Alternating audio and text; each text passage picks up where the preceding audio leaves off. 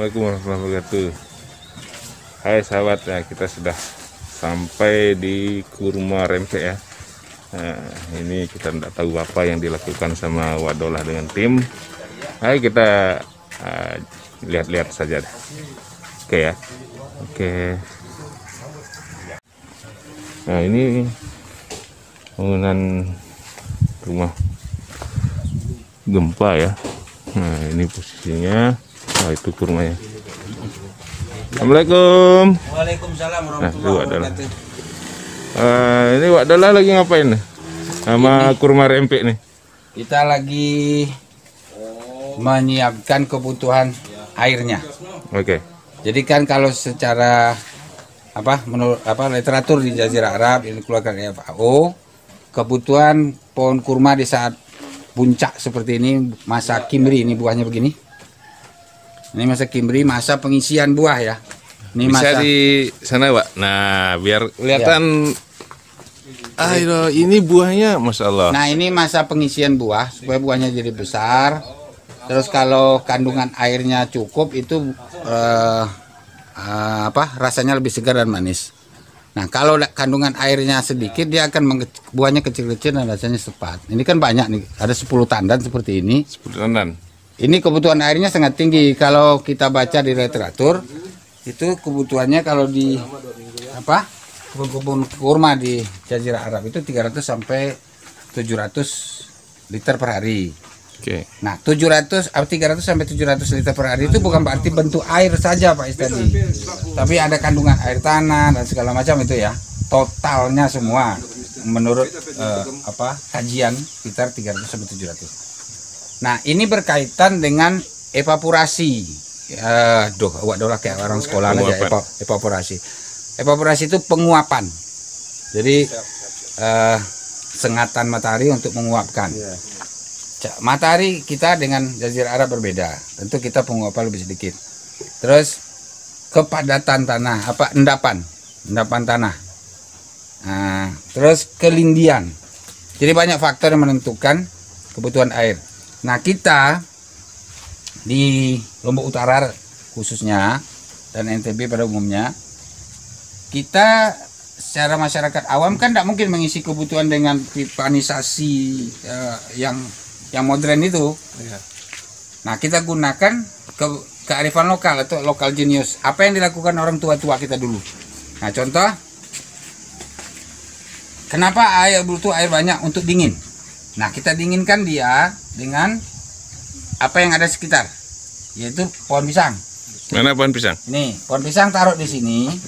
Ini pohon pisang. Ya. Ini belah-belah. Dibelah-belah biar rapi. Nah, taruh pakai kardus rapi sini. Ada Pak Kadus. Baru nongol. Kenapa Pak pohon pisang? Pohon pisang ini mengandung air. Selain mengandung air, juga mengandung unsur P. Makanya kalau orang kita Sasak biasa makan ares pohon pisang, itu udah konsumsi fosfor sekalian. Jadi selain mendinginkan, kita juga pupuk ini Pak Ketua. Oh ya. Batang pisang ini pupuk sekaligus mendinginkan. Terus ini sabut. Nah, sabut ini kita susun di sini. Ini kalau kita menyiram atau air hujan diam di sini untuk sementara. Jadi dia tetap dingin. Taruh di sini. Nah, ini kalau disiram Pak Istadi kan air tertahan. Nah, ini kebiasaan orang tua-tua kita dulu. Jadi orang-orang tua-tua kita dulu sebetulnya sudah ilmiah. Ya. Kajiannya sangat ilmiah. Terus nanti di tengah-tengah ini kita tabur ini. Apa itu? Ini kalau bahasa kerennya kokopit. Oh, kokopit. Bahasa kita di sininya apa? Ada serbuk kulit tepung ini kulit kelapa itu. Nah, kambut, tepung nah, kambut. udah bagus. Dia banyak. Tepung kambut. Nah, ini ditimbun di sini. Kalau kita siram dengan air atau air hujan, ini kan menahan air. Iya. Ya. Oke. Jadi kebutuhan air pohon kelapa bisa kita akali dengan lokal jenius. Nggak perlu pakai pipanisasi segala macam. Kalau kita di pedesaan ini mau pakai sistem apa? Irigasi yang pakai pipanisasi segala macam kan repot. Nah, ini contoh nanti Pak Isari ngembangkan di kebun ya. Iya. Begitu saudara-saudara. Sistem pengairan ala Ukuah Datu. Wah. Nah, Jadi ini Pak Istadi ini yang punya. pemiliknya. Oh iya, luar biasa Pak Istadi. Nah, silakan dengan pemiliknya. Ini ala Ukuah Datu. Ala Ukuah Datu, biaya ringan, ya. Sistem pengairan ala Ukuah Datu, biaya semurah-murahnya. Ya. Kalau perlu gratis, buahnya lebat begini, satu tandan ini target berapa kilo nih? Nggak tahu lah. Nanti ditimbang ya. Nanti ditimbang. Nah, ini ada baru 10 tandan. 10 tandan nih. Ya, insya Allah akan keluar lagi. Kalau buahnya seperti ini, biaya murah. Kalau perlu gratis. Nah, Ini ada berapa panjangnya nih? apanya ini? Panjang tandan. Ini Yang paling tinggi berapa? satu tandan Ada ini. 30 cm.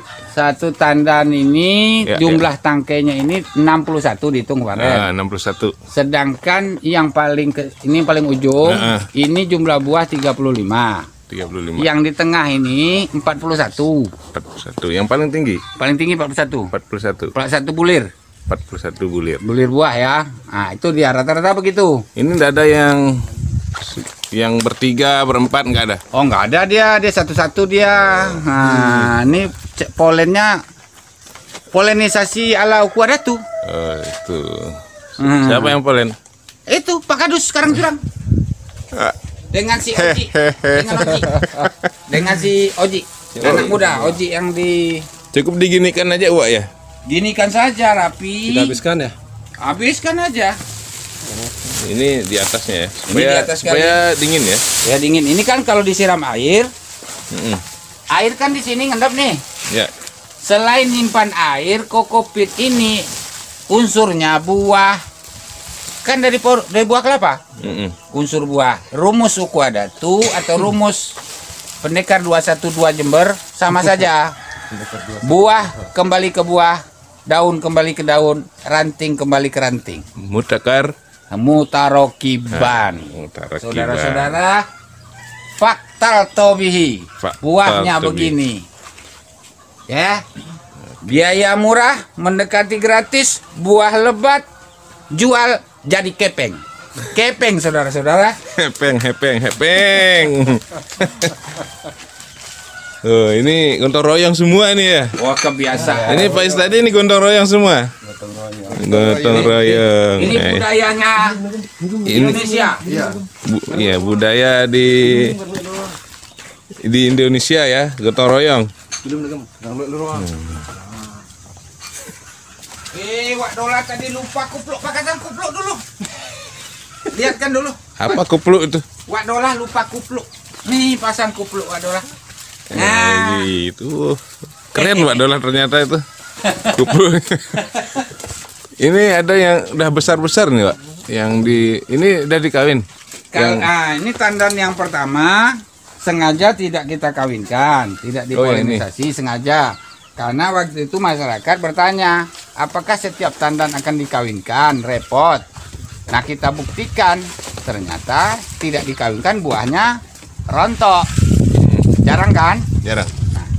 Tandan yang lain 9 tandan semuanya dikawinkan. Nah, ini contohnya termasuk tandan kedua dikawinkan. Ini tandan kedua tuh. Ya, tandan kedua. Oke. Masya Allah.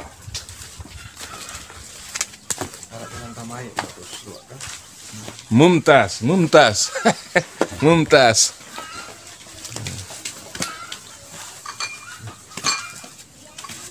Nah, cantik dia.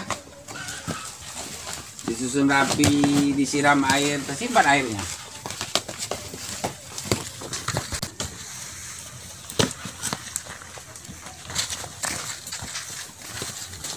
Tak.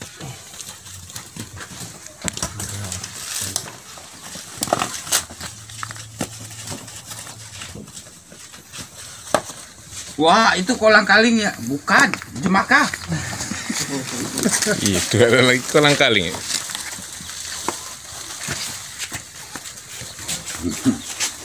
Ini Masya Allah, buahnya bergelayutan. Oke saudara-saudari, ya inilah yang di Rempek ini. Ini dusun Rempek, desa Rempek Darussalam, kecamatan Gangga, Kabupaten Lombok Utara, Nusa Tenggara Barat, Indonesia Raya. Ini Sumpah Pemuda ya, kebetulan hari ini Sumpah Pemuda. Jadi mudah-mudahan pemuda-pemudi kita besok bisa mengembangkan ini, Pak ya. ya. Jadi 28 Oktober 2020. Bukan, Sumpah Pemuda 2008 ya? Kok 2008? Apa? 48 apa 45? Sumpah Pemuda 28. Tahun 1928. 1928. Oke. Kebangkitan. Nah, sekarang kebangkitan pemuda untuk menggerakkan tanaman palma khususnya kurma di Indonesia. Buang mindset yang selama ini mengatakan kurma Jazirah Arab. Ya, buang semua mindset itu. Kurma bukan milik Jazirah Arab, kurma milik seluruh dunia. Baginda Rasulullah perintahkan tanam kurma, beliau tidak mengatakan tanam kurma di Arab. Baginda Rasulullah diturunkan untuk rahmatan lil alamin, sekalian alam. Mau di kutub utara, kutub selatan, yang penting gunakan inovasi, berbuah dia kurma. Masalah kurma. Ya begitu saudara-saudara. Jadi kita sudah dengarkan wejangan dari Wak Daulah bagaimana berinovasi untuk di lahan yang memang kekurangan air, sehingga itu hasilnya kerjaannya mereka semua. Ini berkat izin Allah, izin Allah Subhanahu Wa Taala, izin pemilik semesta alam. Bukan karena kehebatan Pak Kadus, Pak Istadi atau Ketua Ukwadatu, apalagi Wak Daulah. Nggak selesai, nggak jelas. Sekian dulu saudara-saudara. Sampai ketemu di lain waktu, di pohon yang lain lagi. Assalamualaikum warahmatullahi wabarakatuh. Waalaikumsalam. Terima kasih, Pak. Terima kasih semuanya ya. Sama-sama. Nah, next di video berikutnya. Assalamualaikum warahmatullahi wabarakatuh.